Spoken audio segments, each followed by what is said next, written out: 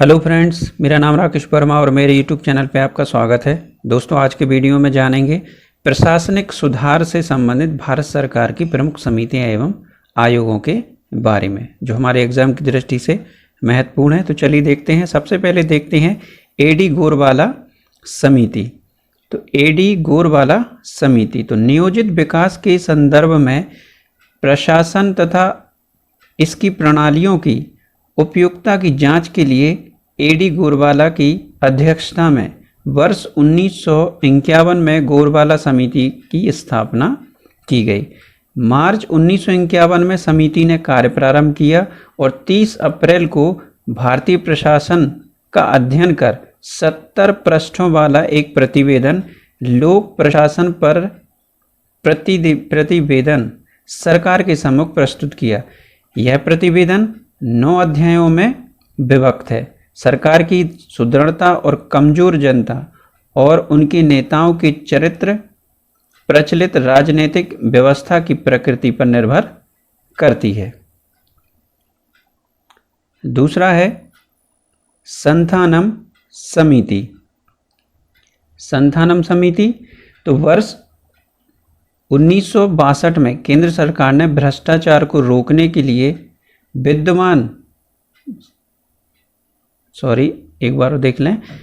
संथानम समिति वर्ष 1962 में केंद्र सरकार ने भ्रष्टाचार को रोकने के लिए विद्यमान रोधकों की जांच करने और भ्रष्टाचार विरोधी कदमों को और अधिक सुदृढ़ बनाने के लिए श्री के संथानम की अध्यक्षता में एक समिति का गठन किया और वर्ष 1964 में इस समिति ने अपना प्रतिवेदन प्रस्तुत किया। इस समिति ने भ्रष्टाचार को रोकने के लिए केंद्र सतर्कता आयोग की स्थापना का सुझाव दिया।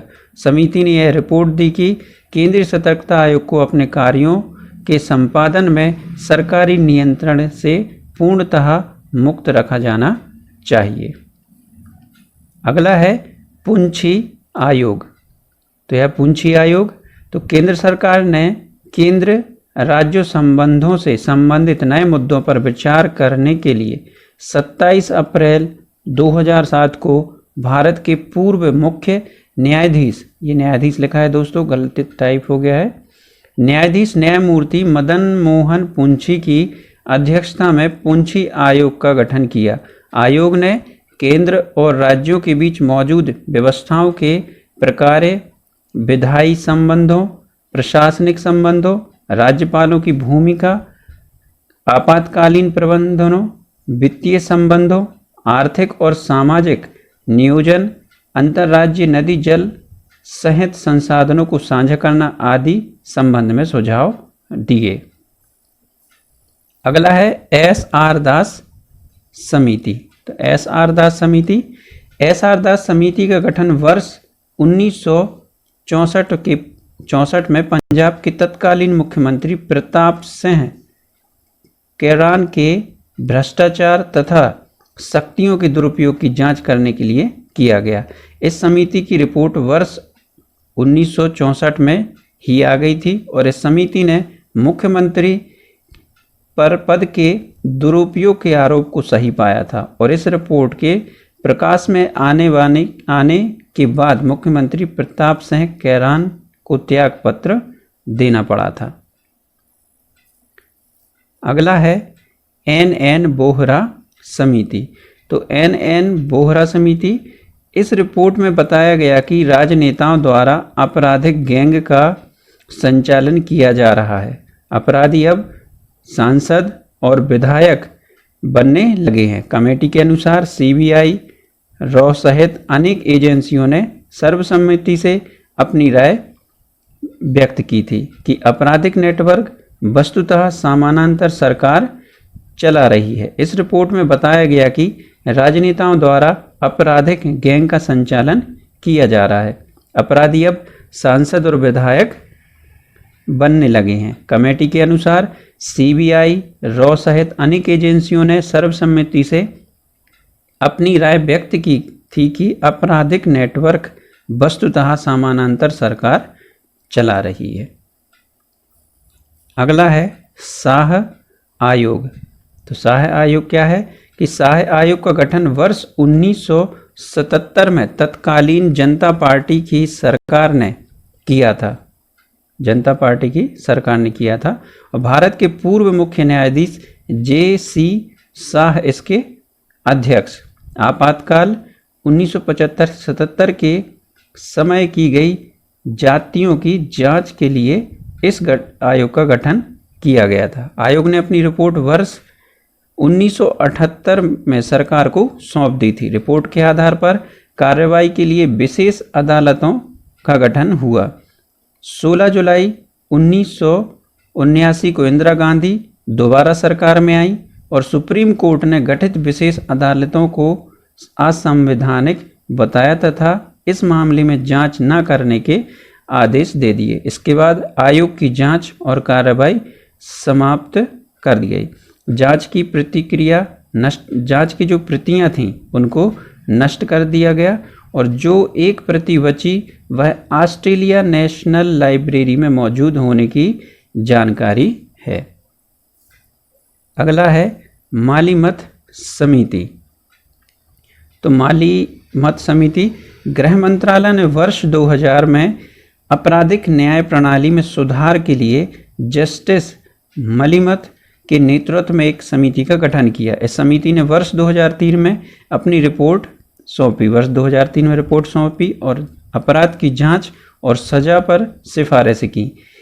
इसकी सिफारिशों में अंतर्राज्यीय व अंतर्राष्ट्रीय अपराधों से निपटने के लिए संघीय कानून लाने, बलात्कारियों के लिए आजीवन कारावास की सजा का प्रावधान, महिलाओं पर अत्याचार संबंधी अपराधों को जमानती अपराधों की श्रेणी में रखने व नए पुलिस कानून के लिए राष्ट्रीय पुलिस आयोग गठित करने आदि की सिफारिशें शामिल हैं। अगला है स्वामीनाथन समिति। स्वामीनाथन समिति किसानों की तमाम समस्याओं और विभिन्न पहलुओं के लिए हरित क्रांति के जनक प्रोफेसर M.S.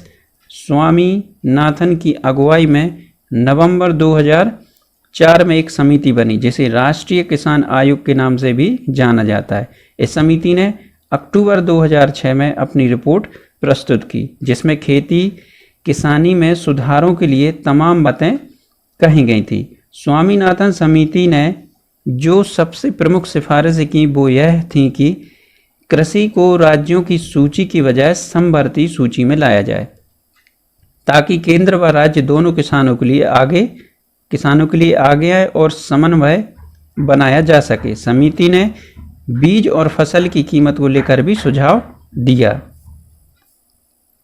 अगला है सरकारिया आयोग। तो सरकारिया आयोग में क्या है कि केंद्र राज्य